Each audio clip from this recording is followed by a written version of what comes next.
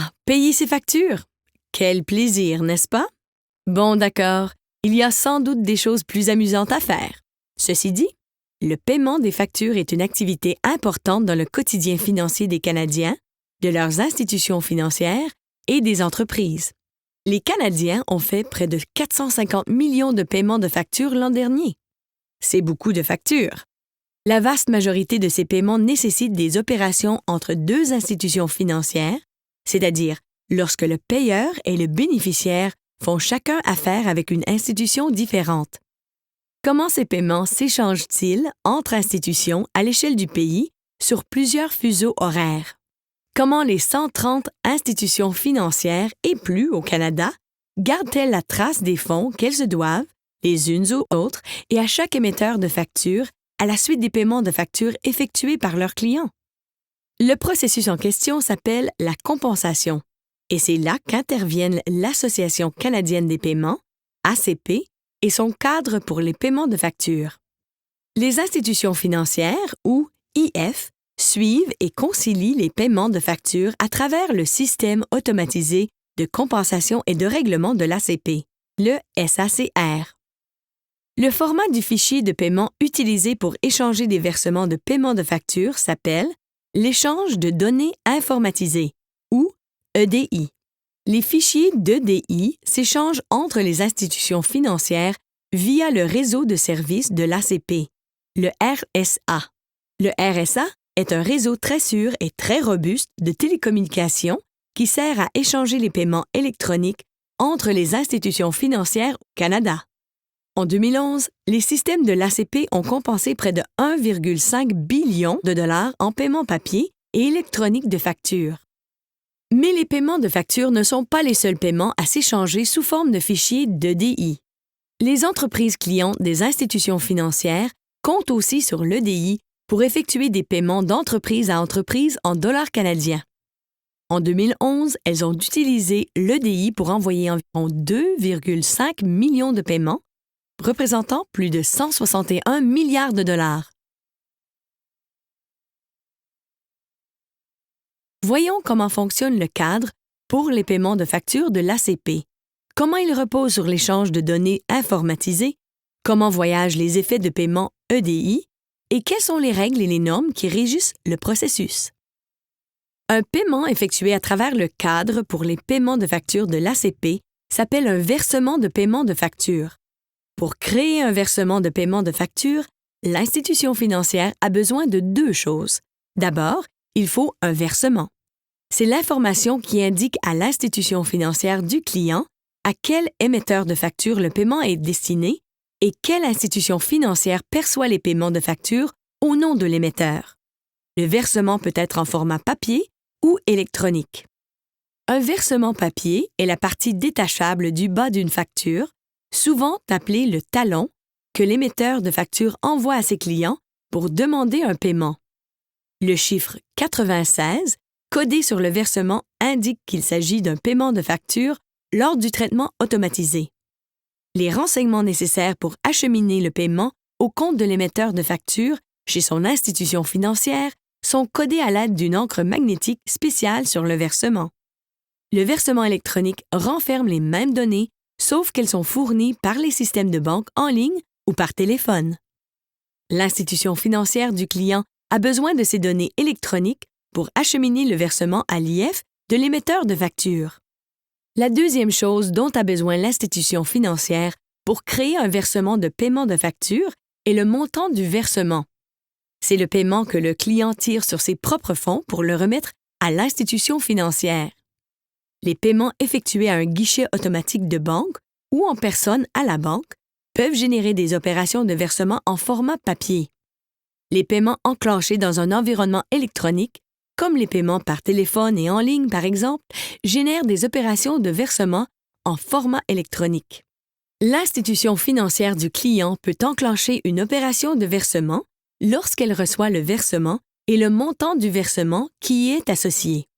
Dès que l'institution financière du client enclenche l'échange du versement en format papier ou électronique avec l'IF de l'émetteur de facture, cet effet devient un effet de crédit. Le versement représente la valeur du paiement que le client a fait à son IF, et ce crédit doit ensuite être appliqué au compte de l'émetteur de facture. Lorsque le compte de l'émetteur de facture est mis à jour, l'émetteur doit ensuite mettre à jour le compte de son client pour refléter le montant du paiement. Bien sûr, si l'émetteur de facture reçoit ses paiements de son IF dans un format EDI et que ses systèmes comptables sont complètement intégrés, cela se fait par traitement direct, c'est-à-dire que les comptes des clients sont mis à jour rapidement, sans intervention manuelle. Le type de versement qu'un émetteur de facture choisit d'accepter a des conséquences pour l'IF lorsque les clients règlent leurs factures. Si l'émetteur de facture a choisi d'accepter des versements papier et électroniques, par exemple, l'IF du client peut envoyer en compensation soit des versements papier, soit des versements électroniques et peut convertir tout versement papier en versement électronique avant d'introduire les effets. Si des versements papier sont mis en compensation pour l'IF du client, mais que l'émetteur de facture a demandé de recevoir tous les versements sous forme électronique, l'IF de l'entreprise doit alors convertir les versements papier en format électronique pour les envoyer à l'émetteur de facture. Si l'émetteur de facture a choisi de recevoir des versements papier seulement, les versements papier ne sont pas convertis en fichiers EDI et ils sont échangés et compensés selon le même processus que les chèques. Pour en savoir davantage au sujet de ce processus, vous pouvez consulter le module « Chèques » de cette série de documents d'information.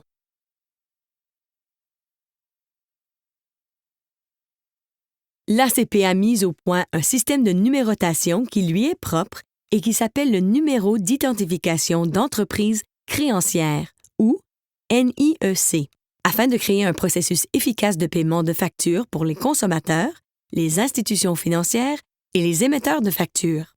Le NIEC est un numéro d'identification non transférable que l'ACP attribue aux entreprises, au gouvernement et à d'autres émetteurs de factures pour faciliter l'acheminement des paiements de factures vers ces organismes par l'intermédiaire de leurs institutions financières. Le NIEC apparaît au bas des factures et identifie les émetteurs de factures pour le traitement des paiements. Les émetteurs peuvent obtenir plus d'un NIEC pourvu que chacun soit pour une catégorie distincte de factures. Par exemple, une compagnie d'assurance pourrait utiliser un NIEC pour les factures d'assurance automobile et obtenir un autre NIEC pour les factures d'assurance vie. L'ACP maintient une base de données de tous les NIEC. Ces données sont mises à jour chaque semaine pour refléter des ajouts, des modifications et des annulations de NIEC. Cette base de données est essentielle pour l'exactitude et l'efficacité de l'acheminement des paiements de factures. Pour obtenir un NIEC, l'entreprise doit, après en avoir fait la demande, signer un accord de NIEC avec l'institution financière membre de l'ACP qui sera son IF principal et qui percevra les versements de paiement de facture pour le compte de l'émetteur. Si l'IF de l'émetteur de facture est un sous-adhérent, c'est-à-dire qu'elle charge un adhérent de faire des entrées dans le SACR pour elle, l'émetteur de facture doit aussi signer un accord avec cet adhérent. Pour en savoir davantage sur la participation au SACR, vous pouvez consulter le module Intro à l'ACP de cette série. En incluant l'IF de l'émetteur de facture dans le processus de demande de NIEC, les institutions financières maintiennent le contrôle du processus d'émission des NIEC et des rapports avec leurs émetteurs de facture. Le formulaire de demande est disponible ou en s'adressant à son IF. La participation au cadre des NIEC n'est pas obligatoire pour les entreprises. Les paiements de facture peuvent se faire de différentes façons. Cependant, le mécanisme de paiement de facture de l'ACP offre plusieurs avantages aux grandes entreprises. La réception rapide des fonds et des renseignements sur les paiements et l'assurance de l'irrévocabilité du paiement une fois qu'il est déposé à leur compte.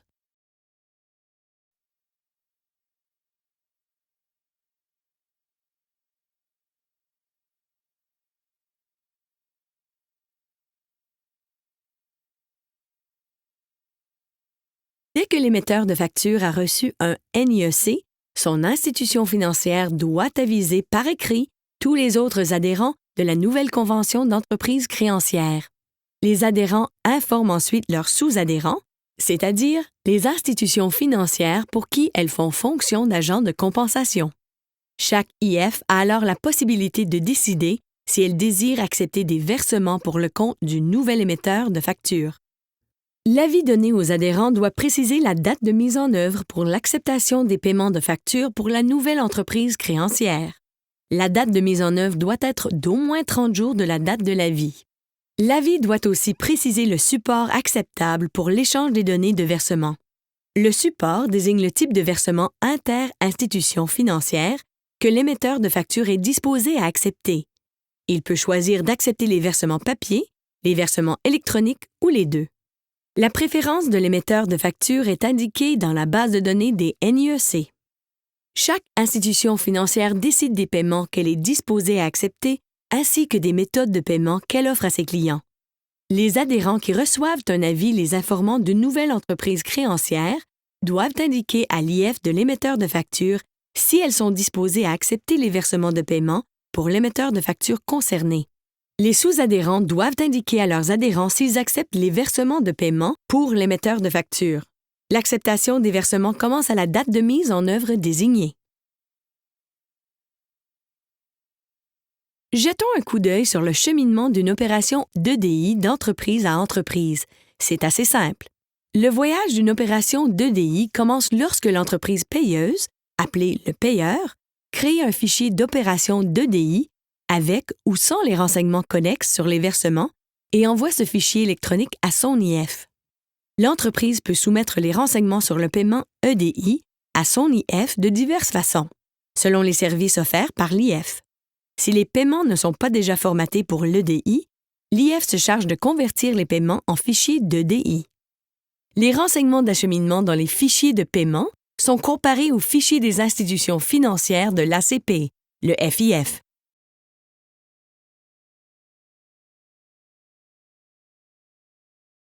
Le FIF est une base de données électronique de renseignements d'acheminement pour les institutions de dépôt au Canada. L'ACP maintient ce fichier et le met à jour chaque semaine en fonction des ajouts et des modifications communiquées par nos membres adhérents. Cette validation donne l'assurance que les fichiers d'EDI sont acheminés au bon endroit par la compensation. Après la validation, le paiement voyage, avec ou sans les renseignements connexes sur les versements, sur un réseau protégé appelé le réseau de services de l'ACP, le RSA, jusqu'à l'IF du bénéficiaire. L'IF du bénéficiaire complète le circuit d'information en envoyant l'opération au bénéficiaire, c'est-à-dire l'émetteur de facture. Afin d'échanger ses propres effets EDI, une institution financière doit être un adhérent. Un adhérent est un membre de l'ACP, autre que la Banque du Canada, qui échange des effets de paiement et effectue ses propres entrées dans le système automatisé de compensation et de règlement de l'ACP, le SACR. Ces entrées tiennent compte du volume et de la valeur des effets de paiement échangés par les adhérents. Les adhérents qui décident d'envoyer et ou de recevoir leur propre fichier de paiement EDI sont appelés participants directs. Si l'institution financière du payeur et celle du bénéficiaire ne sont pas des participants directs, mais qu'elles offrent des services de paiement EDI à leurs clients, elles envoient les renseignements sur les paiements à un participant direct qui a accepté d'échanger des effets de paiement EDI pour elles et d'inscrire des entrées dans le SACR pour elles. Voyons maintenant comment l'ACP utilise l'EDI pour le traitement des versements électroniques de paiement de facture. L'échange d'une opération de paiement de facture par EDI commence lorsque l'émetteur de facture envoie une facture codée avec un NIEC, le versement, et que le consommateur paye la facture via son IF, soit en personne, à la succursale, soit à un guichet automatique, soit par le site Web ou le service de banque par téléphone de l'IF. Supposons que ce client a choisi de payer sa facture via le service de banque en ligne de son institution financière. L'institution financière du consommateur porte un débit au compte du client au moment du paiement et envoie un versement de paiement de facture par EDI à travers le réseau de services de l'ACP à l'institution financière de l'émetteur de facture. L'IF de l'émetteur de facture porte un crédit au compte de l'émetteur de facture au montant du paiement effectué par le consommateur et envoie les renseignements sur les versements à l'émetteur de facture. L'émetteur de facture effectue alors la conciliation des renseignements reçus avec sa base de données et met à jour le compte du client à temps pour le prochain cycle de paiement. Typiquement, l'IF du payeur regroupe dans un même fichier de paiement EDI tous les versements électroniques destinés au même émetteur de facture. Ce fichier comprend une répartition de tous les paiements de consommateurs reçus pendant la journée. L'IF du bénéficiaire dépose les fonds au compte de l'émetteur de facture selon l'accord conclu avec lui et fournit séparément les renseignements correspondants sur les versements pour la conciliation. Cela dit, l'EDI n'est pas un système de lot, ce qui signifie que les opérations peuvent s'échanger individuellement. Les fichiers d'EDI s'échangent tout au long de chaque jour ouvrable jusqu'à 17 heures, heure d'Ottawa, l'heure limite d'inclusion pour les échanges d'EDI. Donc, avec l'échange quotidien de tous ces fichiers de paiement EDI et autres via le RSA, comment les IF gardent-elles la trace des montants qu'elles se doivent les unes aux autres? C'est là qu'intervient le SACR. Les adhérents à qui d'autres adhérents doivent des fonds font des entrées dans le SACR pour les montants qui leur sont dus. Les données de volume et de valeur sont entrées dans le SACR pour tous les types de paiements. Pour les versements de paiement de facture, chaque adhérent participant suit le volume et la valeur des effets de paiement de facture par EDI qu'il reçoit dans chaque échange et tient un compte distinct du total du volume et de la valeur pour les versements papier. Chaque adhérent participant entre dans le SACR le total du volume et de la valeur de chaque type de versement reçu. Dans le cas d'un versement de paiement de facture par EDI provenant d'un client de l'adhérent A et destiné à l'émetteur de facture qui a son compte bancaire chez l'adhérent B, l'adhérent A doit des fonds à l'adhérent B. L'adhérent B effectue l'entrée dans le SACR pour indiquer le montant que lui doit l'adhérent A pour avoir remis les fonds à l'émetteur de facture de l'adhérent B. Bien sûr, nous avons simplifié tout cela pour vous donner une idée du fonctionnement du SACR. L'ACP ne voit ni ne touche les opérations individuelles. Les volumes et les valeurs que les adhérents entrent dans le SACR sont des chiffres globaux et non pas des paiements individuels, mais vous comprenez le principe.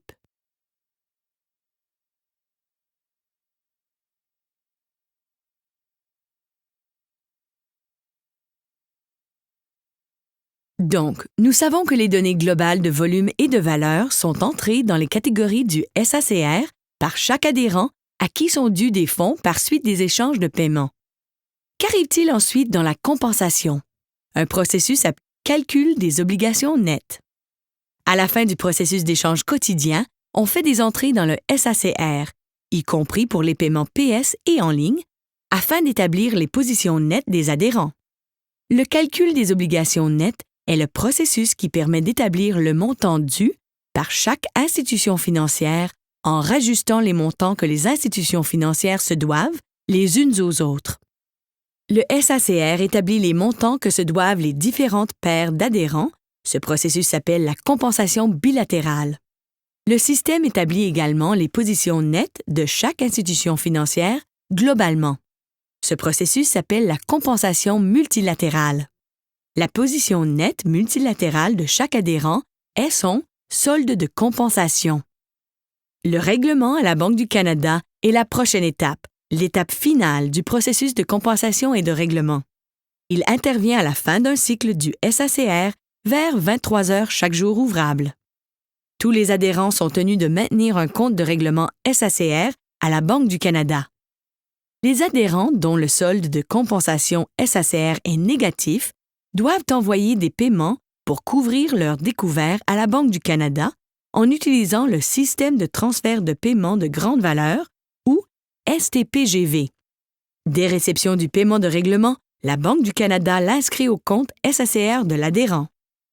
Les adhérents dont le solde de compensation SACR est positif ont l'option de conserver un solde positif dans leur compte de règlement SACR ou de réduire le solde en se faisant faire un paiement STPGV compensatoire par la Banque du Canada. Le règlement dans les livres de la Banque du Canada est final ou irrévocable, comme on dit dans le monde des paiements. De leur côté, les sous-adhérents règlent leurs obligations avec leurs agents de compensation respectifs par des comptes qu'ils maintiennent chez eux. Pour plus d'informations sur le rôle que joue l'ACP dans la compensation et le règlement, revenez à la séance d'intro à l'ACP. L'ACP a plusieurs règles et normes qui s'appliquent à l'EDI et au versement de paiement de factures. Elles sont toutes dans le site Web de l'ACP. La règle E3 fixe les règles générales pour l'échange des paiements d'EDI entre IF membres, de même que les spécifications techniques pour les échanges. L'EDI est une énorme application avec de nombreux types d'opérations et segments qui peuvent être utilisés pour diverses industries. La norme 006 explique les exigences techniques régissant le codage magnétique des NIEC et les autres renseignements d'acheminement requis sur les versements papier, ainsi que les autres exigences comme l'épaisseur, les dimensions, etc. du papier. La règle H6 fixe les règles pour l'échange des versements de paiement de factures entre IF membres, y compris le cadre du numéro d'identification d'entreprise créancière, les exigences générales pour le traitement des versements de paiement de factures et certaines autres exigences pour le traitement des versements électroniques et papier.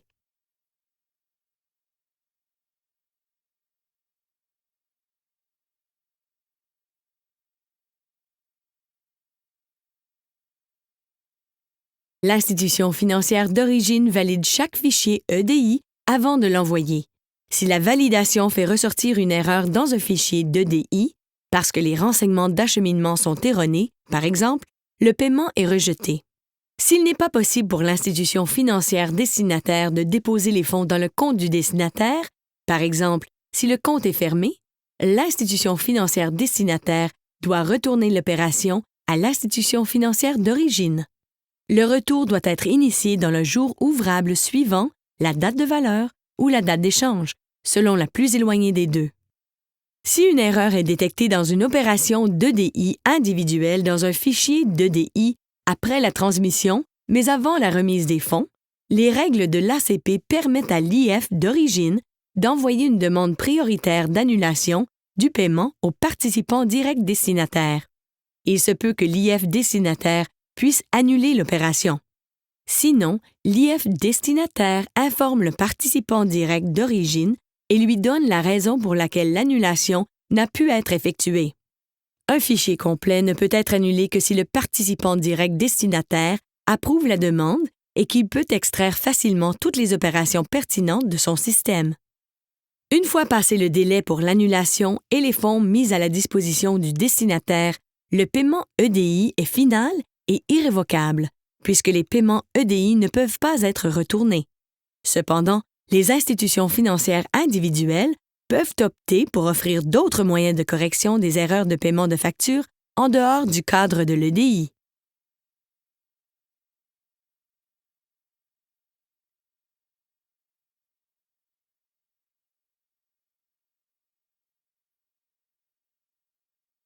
En tant que propriétaire du système automatisé de compensation et de règlement, l'ACP en assure la bonne opération et la maintenance, y compris l'ordinateur principal et les postes de travail chez chaque adhérent. Nous fournissons aussi de la formation et du soutien aux employés des institutions financières sur l'utilisation du système, les règles et les normes de l'ACP. Nous appuyons la validation des renseignements d'acheminement par l'EDI par le maintien du fichier des institutions financières, FIF, attribuons le numéro d'identification d'entreprise créancière, NIEC, et maintenons la base de données des NIEC. L'ACP maintient aussi le réseau de services de l'ACP qui sert à la transmission des fichiers d'EDI. L'ACP joue aussi des rôles actifs dans le soutien des comités et la gestion des incidents. Il arrive que des membres de l'ACP connaissent des situations d'urgence qui les empêchent de respecter le délai pour l'échange de fichiers d'EDI et qu'ils demandent alors à l'ACP de les aider à annoncer aux autres membres qu'ils ont un problème et pourraient ne pas pouvoir respecter leur délai. Par exemple, il se pourrait qu'une IF connaisse des difficultés techniques qui l'empêcheraient de traiter les paiements à temps. Parfois, les problèmes se règlent avant la fin du délai. Dans ce cas, il n'y a plus de problème. Mais dans d'autres cas, l'institution financière pourrait ne pas pouvoir respecter son délai de traitement des paiements. C'est à ce moment-là que l'ACP peut faciliter une prolongation des heures de clôture pour l'IF concerné et assurer la coordination avec les autres membres pour permettre la prolongation. Nous espérons que notre séance vous a plu et que vous avez appris quelque chose de nouveau au sujet de l'EDI et du cadre de l'ACP pour les paiements de factures. Si vous désirez en savoir davantage au sujet de l'EDI, des versements de paiement de factures ou du NIEC, visitez la section Lois et règles du site Web de l'ACP, où vous trouverez les règles du SACR et les normes dont nous avons parlé aujourd'hui. Les réponses à de nombreuses questions fréquentes se trouvent aussi dans la section FAQ du site Web de l'ACP.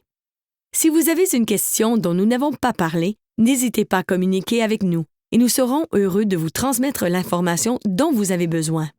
Vous pouvez nous joindre par courriel à info@cdnpay.ca ou par téléphone au 613-238-4173.